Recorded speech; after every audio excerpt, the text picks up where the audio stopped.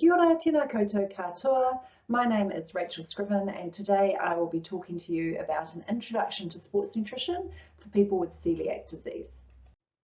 Just to provide a really brief background about myself, I'm a New Zealand registered dietitian as well as an advanced sports dietitian through Sports Dietitians Australia.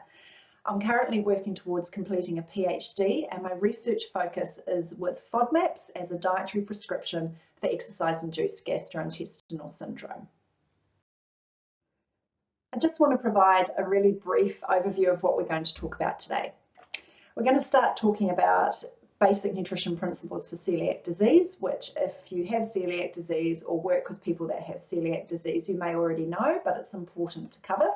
And then the considerations for sports nutrition and just a brief follow-up with where you get more information and support moving forward. As outlined previously, if you're watching this talk, perhaps you have celiac disease or you're someone that's working with people that have celiac disease. Therefore, you probably have a really good understanding already about what celiac disease is. However, just to recap, it's a genetic autoimmune disease. Therefore, exposure to gluten generates an autoimmune response. When the gluten touches the intestinal villi, it triggers that immune response. And over long-term exposure to gluten, the villi actually degrade and become less absorptive. And under microscope, they're flattened. So there's less absorptive capacity. Therefore, often people present with celiac disease with tiredness due to lack of energy. They also may present with nutritional deficiencies due to not absorbing adequate nutrition. Gluten, what is it? It's a protein found in wheat, rye, barley, and oats. And obviously the treatment is to exclude gluten lifelong. It's a lifelong diet. One of the questions people may have is whether dietary requirements for people with celiac disease who are starting to become active or are athletes, are they different from those without celiac disease? And basically the answer is no. So what foods are gluten-free for people with celiac disease that are wanting to be active? Well, there's no difference between being active and not active. It's a gluten-free diet and the same principles apply to consuming foods naturally gluten-free, and you've got your list of foods there such as your unprocessed fruits, vegetables, meats, poultry, fish, legumes, dairy products, rice, nuts, seeds, fats and oils, naturally gluten-free.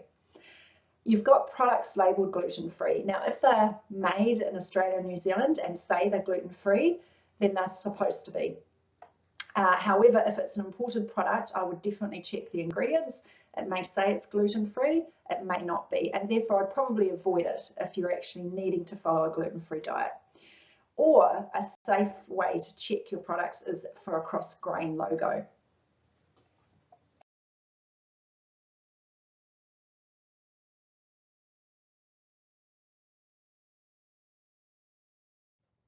Let's look at some basic nutrition principles to start with. The first thing that I would do with any athlete is look at food first, and it has to be individualized for that athlete and for their sport. If I look at the athlete, they will have different training goals, they will have different training programs perhaps, to even someone in the same team. Also, athletes have different energy requirements. They may not just be training, they may also have a very active job, or they may have other exercise that they do on top of the main sport that they're competing in. So you do need to look at every individual athlete and program nutrition around their training and around their recovery. It's really important to get that personalized approach into any programming with nutrition. And different sports have different requirements as well. So you need to look at when the competitions are, compared to when training is, how much time you have to practice with nutrition. All of these things need to be considered to provide a personalized approach for your athlete. You need to practice with nutrition principles. Gaining body mass overnight doesn't happen, or getting fit overnight doesn't happen. The same with nutrition. You must practice nutrition principles to get these working well for you. And an example is that there's gut training research that shows 2 weeks of repetitive gut training and athletes that have gut symptoms when they train, such as burping or flatulence or gut pain, which is particularly common in very high intensity sports or endurance sports. These athletes do benefit from 2 weeks of training with nutrition and fluid to reduce symptomology that they experience during training and actually improve their performance too. Only add supplements if required. This is a definite thing that you need to consider. They might be required, but they're not a definite. If someone presented with a nutritional deficiency, that's slightly different. You may recommend iron supplements or B12 supplements, for example, based off a blood test. So I wouldn't be blanket recommending supplements unless I had evidence to actually recommend such a supplement. And therefore, to summarize that slide, someone that comes to you that needs individualized programming is a little out of your scope of practice, it's important to recognize that you may need to refer to a New Zealand registered dietitian who's experienced at working with therapeutic dietary advice and also someone experienced in sports nutrition.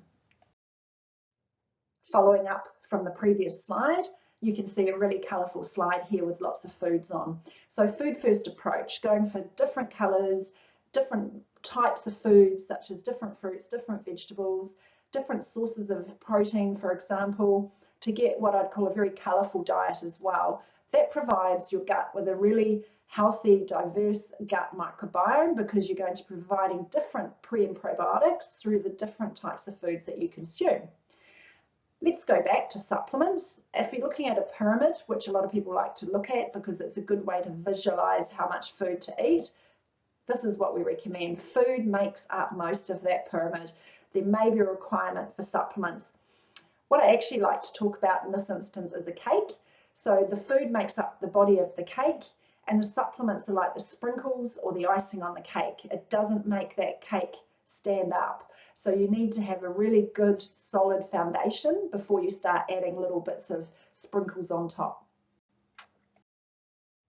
Building on from the food first approach, we break that down into macronutrients, carbohydrate, protein, and fat.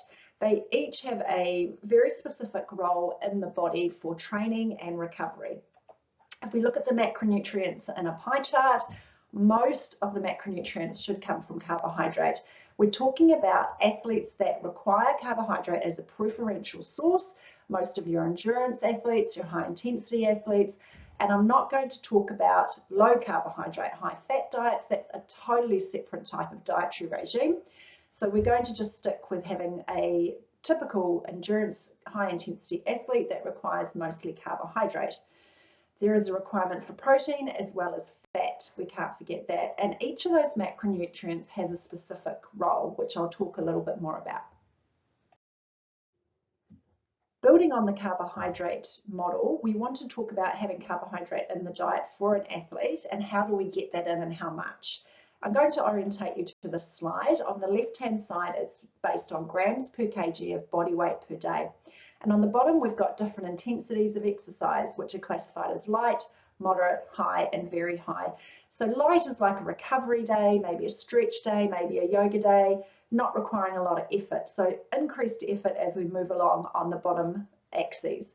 We've also got guidelines for what's the minimum and what's the maximum approximate ranges. And this isn't based on my knowledge, it's based on recommendations that are put out by experts and position statements that we follow as sports dietitians.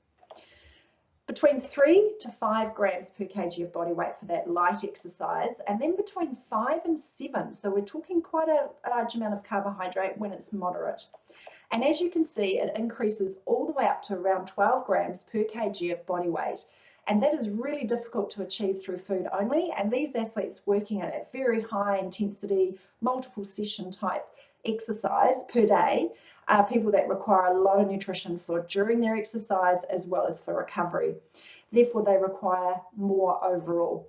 What I'd like to suggest here is that individualized approach. So if an athlete has a light day, you do go down that lighter range of how much carbohydrate for that day versus a really high intensity day, maybe multiple sessions in that day, such as an Ironman training. They've got brick sessions, runs off bike sessions, etc. You need to go for that higher range. Therefore, looking at how your athlete requires that fuel will therefore dictate how much they have each day. The next slide is talking about how much do athletes require for carbohydrate during exercise. Again, orientating you to the graph. It's grams per hour now. So we're talking about during exercise rather than a total amount for the day. And then there's categories of how long that exercise is for. So not very long, less than 45 minutes versus sustained high intensity exercise. Thinking of your athletes doing multiple sessions such as sprint sessions or hurdler sessions or any of your sort of track and field type athlete sports. So something that's not necessarily going to be sustained for a long time, but it is high intensity. Endurance exercise, so that's where athletes are actually training for longer than 90 minutes or greater than an hour of fairly high intensity, up to 2.5 hours, and then greater than 2.5 hours is sort of that very high ultra endurance type athlete. So during exercise, for an athlete that's actually training for very short sessions or even a competition of very short time, providing they're adequately fueled with food and nutrition beforehand and fluid, then during exercise, the recommendations and the research indicates performance benefits may be provided if they have a mouth rinse of carbohydrate. So that's a swirl around and a spit out. There's research to show that just that's enough to sort of trigger the mind and the body to think, I've had some carbohydrate, let's go, versus water only. So there's research to show that that might help. Otherwise, water is fine. There's no need for actual nutrition to be going in. However, if that exercise starts to become a little more intense, then the athlete may require water, or they may actually require up to 30 grams every hour. So if an athlete isn't as fueled beforehand, then they may require some nutrition sort of at that 45, 60-minute mark to get them through the session with the same amount of intensity. Otherwise, performance will drop off. When we're looking at endurance exercise, between 30 to 60 grams every hour. And this is something that as an individual athlete, you need to start prescribing and start thinking about how much can they manage, how much can they tolerate. And this is where sometimes those supplements become important, because if it's quite a high intensity endurance session, they may not tolerate stopping and eating, or when you're breathing very hard, it can be hard to actually chew food. So sometimes carbohydrate gels, isotonic sports drinks, these become important. And when there's an ultra endurance event or exercise session greater than 2.5 hours, you may need to think about what you need to go for in food form, because after about 2 hours, athletes do actually experience a little bit of hunger as well, because it's time for a meal or a snack. And often ultra endurance sessions or events are slightly lower intensity, so there may be an ability to actually consume food. So again, talking through with the athlete what might be possible for them to consume and when. Let's talk about protein. On the bottom of the slide, there's lots of protein foods there. You've got your different dairy products, you've got some meats there, fish, some grains, eggs, so different options there, as well as your lentils and things that are going to provide you with sort of vegetarian or vegan alternatives. The main thing about protein is we do need a daily requirement of protein, and that's really important for your muscle maintenance. If you need muscle growth, then that has to be supported by training. Taking protein supplements or additional protein without training, without doing any sort of specific weight training, resistance-based training, you won't get muscle growth. So they must be married up together. Generally, for a lighter day, I'd go for around that 1.2 to 1.5 grams of protein per kg of body weight, and up to around 2. Research shows that if you have more than this and you've got well-functioning kidneys, no sort of disease or anything around that area, then you might tolerate more, and it might be okay to have, but there aren't any gains in regards to increased lean body mass growth. So that 2 grams seems to be the threshold between optimizing nutrition and optimizing growth, and any extra, if you don't need it, will actually be stored, and perhaps that's not what you're wanting. So again, too much of a good thing sometimes is not always beneficial. So if you're training really hard, then yes, certain days might require more than 2 grams, but generally that's the range for most athletes on most days. Just following up from the previous slide about the fact that you may require higher intakes of protein over short periods, such as if you've got intensified training or you've got a training block where you're working specifically on muscle growth with a lot of strength training, resistance training, trying to get hypertrophy of the muscle, then you may have higher requirements for that time period, and that won't do any harm, and it may actually maximize your protein growth of the muscle. Or if you're actually tapering towards an event such as a bodybuilding event, you may actually taper your overall energy intake because you're actually focusing on even more protein. So there might be times where that's actually required to have more protein than that 2 grams that we were talking about. Now, generally, we recommend spreading out protein through the day in 5 to 6 small feeds a day. So that could be with the meal or the snack throughout the day. Why? Because if you eat protein, your body naturally has a spike in muscle protein synthesis. So you naturally make and sustain more muscle growth if you eat protein. So hence why people that never train can maintain muscle mass, not necessarily lose muscle mass. If they're eating enough protein for their requirements, they maintain muscle mass. However, for athletes, they tend to be doing a lot of training, so that's why their requirements are a little more. If we build on that approach, how much do they need? If you're doing a resistance or a strength training session, then the requirements are very high straight after exercise. We're talking around that 10 grams of essential amino acids, which the 3 main ones, valine, isoleucine, and leucine. Particularly the leucine is what we're looking for, between 2 to 3 grams in that post-training protein hit.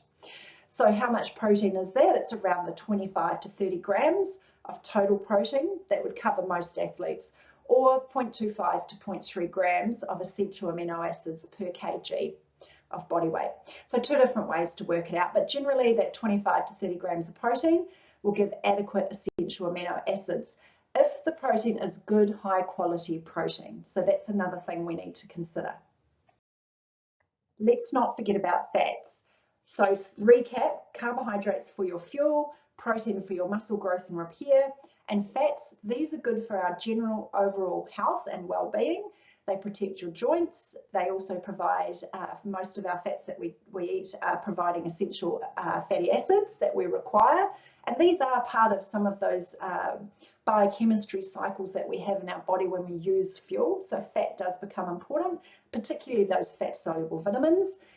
If you're going to eat fat, the predominant fat that is of preference because of its anti-inflammatory properties will be your monounsaturated fats, particularly your EVOO or extra virgin olive oil, oily fish such as salmon or any of your deep sea fish particularly, and then otherwise nuts, seeds, they're also good sources of monounsaturated fats. Peanut butter is another great one, very convenient for athletes.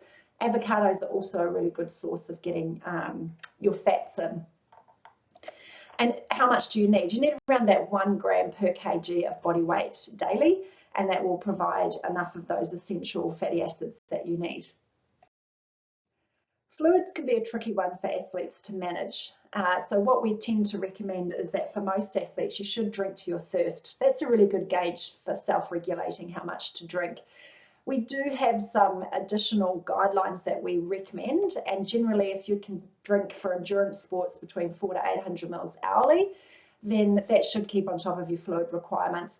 However, it is individualized, and I think the theme has been today to be individualized with any of your nutrition approaches. Same with your hydration approach. If it's really hot and humid, then encouraging athletes to drink more is obviously a no-brainer, particularly if they're a high sweater. Not everybody is, but if they sweat a lot, they may require higher amounts of fluid. Some things that we would recommend to try and keep athletes hydrated well is in the hot, humid conditions is going for a cooler beverage. Now this can reduce core temperature, and we do know that reduced core temperature can protect the gut too. So again, a really good way to try and look after your athlete. So ice cold slushies are often something you'll see athletes consuming in hot, humid races and events. I've talked about the individualized approach, and something that you may want to consider is actually calculating a sweat rate. So that's something you can easily do by weighing athletes pre and post a session, looking at the hydration that they've consumed during, and also looking at any urine output, and then coming up with a mils per hour of sweat loss. So that can be a good idea. However, that's quite independent on that day and that particular event and that particular intensity. So it's not always transferable to all of the sessions that an athlete might have, but it's a good point in time measurement. Avoid over drinking as well. So when athletes overdrink, there's some serious ramifications for that too, such as exercise associated hyponatremia, and that's really not very good to sort of lead into. So what we would suggest is just drinking to your thirst, and obviously if it is hotter, maybe just encouraging a little bit more fluid, particularly those icy cold beverages. So the part of the talk where most of the athletes or coaches or nutritionists listening would want to know about supplements. So many supplements are actually naturally going to be gluten-free. So if you think about your protein supplements, most protein powders are based off whey, pea protein, soy protein, or nut proteins. Same with protein bars. So they're made up of generally gluten-free products. When you look at carbohydrate supplements, the same thing. Carbohydrate gels, carbohydrate or isotonic sports drinks are generally going to be made up of maize, which is corn, and that's safe. However, it's still not guaranteed because they could have been made in factories that do have gluten-containing products. So I haven't seen many products that say they're gluten-free and can prove that. They may say it in the online, they may say gluten-free, however, it's not necessarily going to be the case. So again, it would be something that you'd need to approach with caution. Maybe call the company and ask them. There is a company in Australia that actually produces batch tested products. That could be something worth investigating to see if they can also check the gluten-free status of the company. So there's different ways of checking that your supplements are gluten-free, and the other thing about supplements is obviously electrolyte replacements. They may be required too, but the same rules apply with any food that you're unsure of. Reading labels, checking the gluten-free status. If in doubt, don't consume. Let's talk about recovery. We talk about 4 R's for recovery. The first one after exercise and during as well is rehydrating. So after exercise, making sure the athlete has got on top of their thirst response and that they're no longer thirsty. Really important to make sure that that occurs and that they have fairly clear urine after they've done exercise, unless they've had something that might colour that urine, such as B vitamins. I'd also be focusing on the next step, which is refuel. So get some rapid, easy to digest carbohydrate in, such as bananas or any gluten-free muesli bars or some sort of food that actually makes that athlete feel good immediately, and generally carbohydrate foods do that quickly. The next thing to do is follow that up with a carbohydrate protein based meal. So something quick and easy might be having some gluten-free bread and having some peanut butter on that, or tinned fish or boiled eggs, or something that's going to give you a bit of carbohydrate, a little bit of protein. And the final thing to consider for athletes is that they need rest. They need time between sessions to recover and let nutrition and hydration do its job. So very difficult to then repeatedly go into another session really quickly. So having that rest and recovery time for athletes is important, just as well as their sleep is super important to get that sleep. So to recap, what are the main sports nutrition principles that we got across today? Generally, same advice for non-celiac. So having that carbohydrate as the predominant fuel source, looking for good quality protein, and making sure you've got some good healthy fats going into the diet, adequate fluids as well. Follow the sports nutrition guidelines. They're the same for celiacs as non-celiac, and therefore you just need to adapt it to make it gluten-free. However, read the food labels. Really important to get labels, read them, look for cross-grain logo, obviously. And just remember that sports foods are unlikely to have the cross-grain logo, so therefore you may need to reach out to the company itself and get clarification on the gluten-free status of the company itself. And to summarise, if in doubt, my recommendation would be to seek out the advice and support of a New Zealand registered dietitian, particularly a dietitian that works in gastroenterology or has worked with people with celiac disease or is actually involved in sports nutrition. If you go to the Dietitians New Zealand website, you will see a list of practitioners and the specialities that they work in. And I'd advise that you go for a professional that is registered and is experienced before maybe going to someone that may not be able to give you that correct advice and be able to tailor-make individualised and personalised approaches for you or your athletes. If you want further advice and support, I'm happy to answer any queries, and my details are there, rachel@megabytenutrition.com, or my website. Feel free to have a look and see what else you may be able to get from seeing a dietitian. Thank you.